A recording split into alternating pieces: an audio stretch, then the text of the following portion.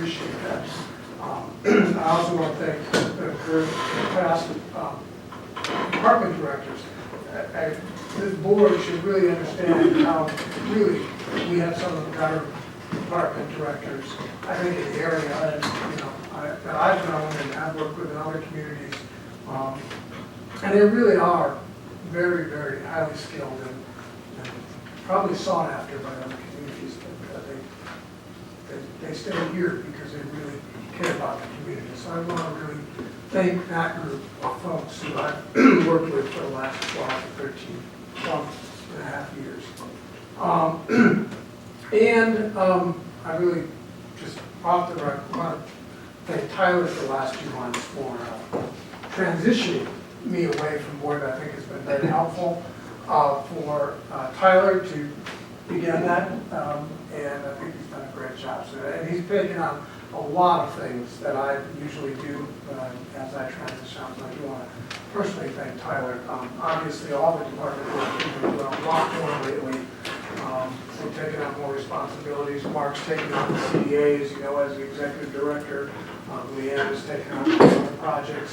So I want to thank all of them who are really working extra hard these days.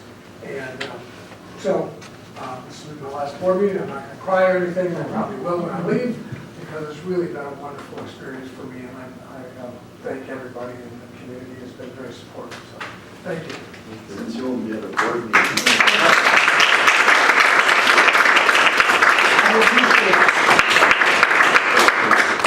Thank you, Chris. I'll pass the baton on. We're applauding you in your service, not that you're leaving. Right. I kind of figured. I am as well. I won't speak for the rest of the board. Thank you, Chris. Any other citizens that wish to be heard on non-agenda items this evening? We'll move to next item, item 8, Proclamation Arbor Day. We've got a proclamation that I'll read here. Whereas the village of Shorewood enjoys a reputation of beautiful tree-lined streets and wood parks, and whereas trees are important to our environment by reducing soil erosion, moderating temperature, cleaning the air, producing oxygen, and providing wildlife habitat, and whereas the residents of the village of Shorewood have demonstrated a significant interest in the conservation and preservation of rare and historic trees, and whereas trees are a renewable resource, giving us paper and wood for homes, fuel for fire, and countless other wood products, and whereas the village of Shorewood has been designated as a Tree City USA by the National Arbor Day Foundation, now therefore I, Guy Johnson, President of Shorewood, do hereby proclaim Friday, April 28, 2017 as Arbor Day in Shorewood.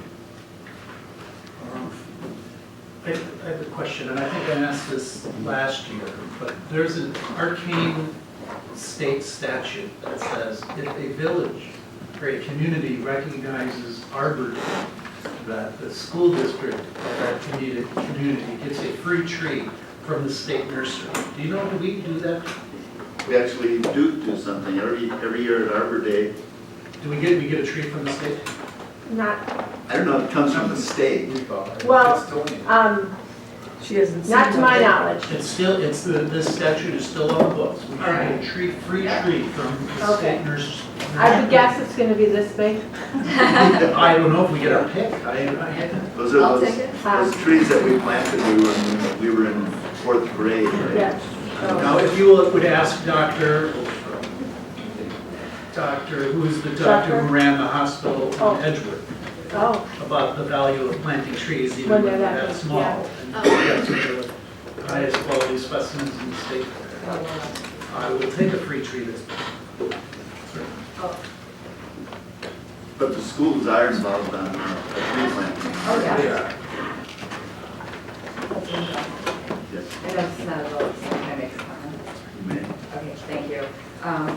This is great to once again have this proclamation for Arbor Day. I had the good fortune of working with New Horizons students, the alternative school at the high school, a couple of days last week, and one of the outings that we went on was a hike along the river And we got to discuss many things arbor related, but including all the invasive buckthorn and other items that are mistaken for trees along the path.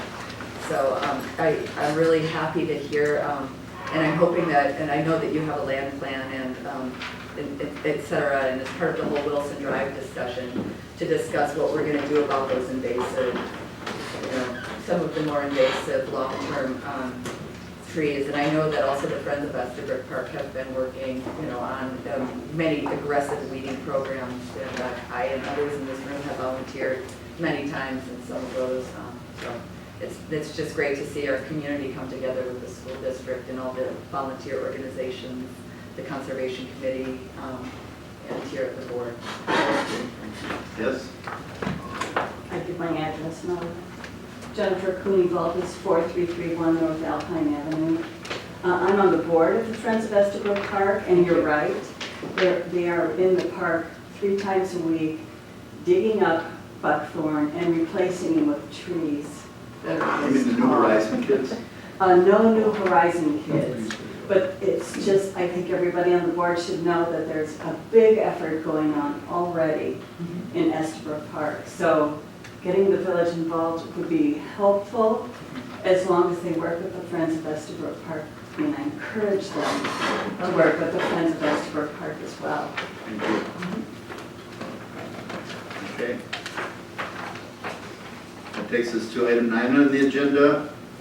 9A Public Works, there's 4 items under that. Trustee Menta?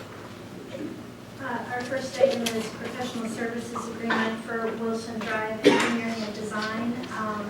A group of 4 people, including our Public Works and Planning Director, Trustee Zovic, and Elizabeth Beasley, who is a member of this Wilson Drive Steering Committee, interviewed, I think, 3 firms. The committee was unanimous in selecting Grafe to take us forward with the Wilson Drive project, and they are going to both do some initial planning work in terms of helping us to develop further the ideas for the corridor, come up with a recommended design and width and the different amenities and intersection designs, and they will further go on to do the actual construction designs that will be used for bidding. So it's both a planning and a true engineering project. So I will move approval of professional services engineering contract with Grafe for the reconstruction of North Wilson Drive in the amount of $185,000. Second. Discussion? I was really thrilled to read the submittal, because I said this in committee that it just addressed every concern that I heard, and that we committed to addressing in this process, including the public input and meetings.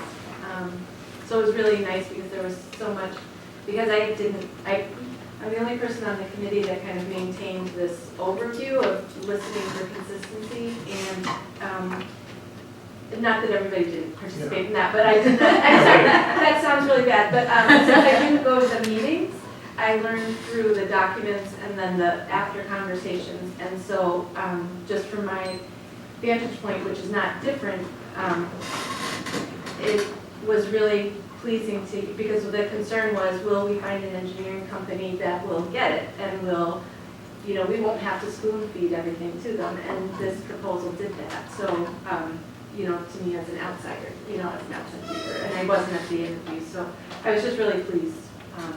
So not to take credit for anything, but I just thank you for everybody who participated and the public who provided lots of comments and direction, and for people that sat through interviews and staff. So I just wanted to say that I was really happy to get to this. Yeah, I would add, as I brought up in committee, the choice of Grafe was not only unanimous, they're from what we saw as understanding of the project, understanding of the community, and understanding of how this all fits together was very much unique. And the woman who was the project manager for Grafe not only read all of the documents in terms of work products of the work groups and the task force, the consultant that was hired. But also went through and read all 150 or 160 of the written public comments from last year's public event. So I think they have a really good understanding of the interests, the challenges, the concerns as expressed in all of those documents.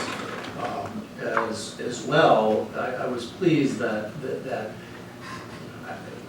not only, like all the others, were they interested in getting the job and doing the work for us, but they expressed a bit of excitement about this project because it's not governed by the strict constraints of a DOT project.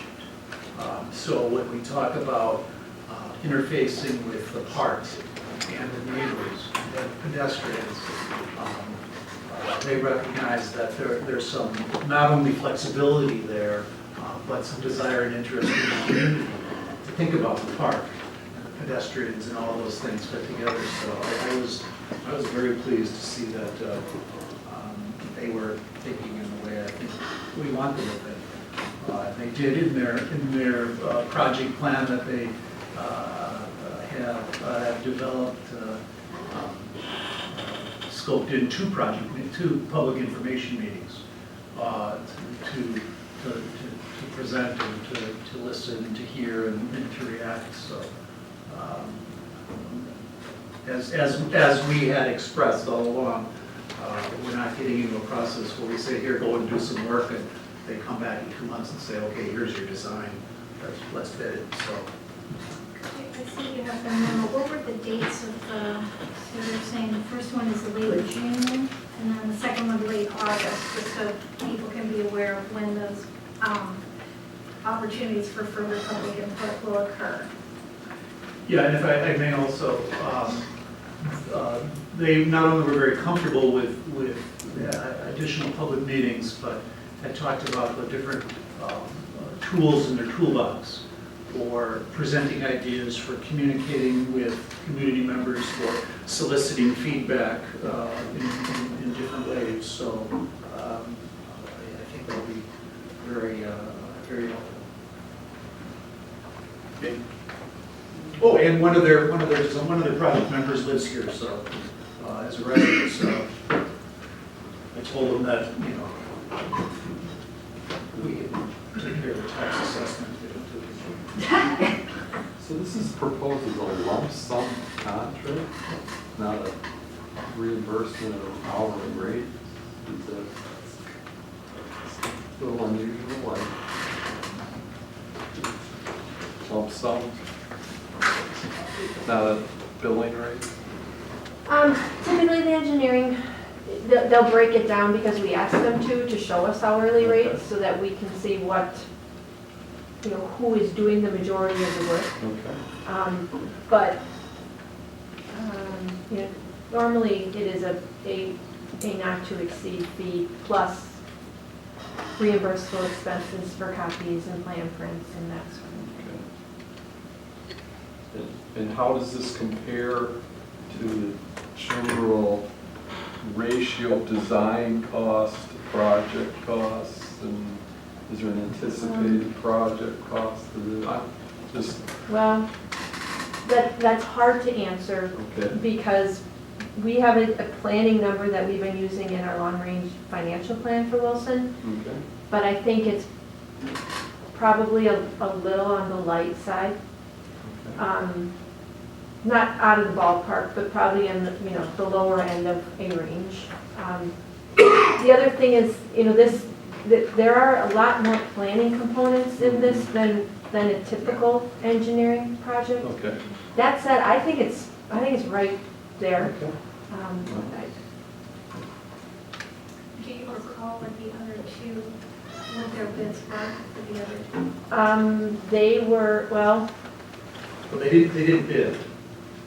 Oh, we didn't have dollar amounts. They gave some estimates, but what was requested of them was a qualifications package with an indication of what they think might be. what what level of effort they thought would be necessary, and then attach dollar amounts to that level of effort. And that was really more for a, kind of to also answer that question, do they get it? You know, if one firm says, oh, this will take us 1,000 hours and it'll be X number, and the other firm says, well, it's gonna take 1,800 hours. You know, they were, two of the firms were within a couple hundred hours of each other, and one of them was like half. So that sort of made us think, maybe they really don't understand what we're asking for. But when I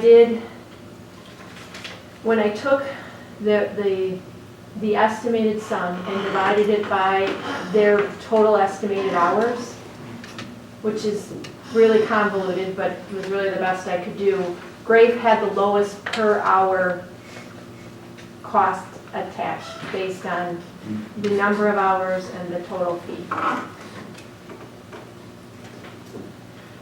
In the, we kind of an aspect of the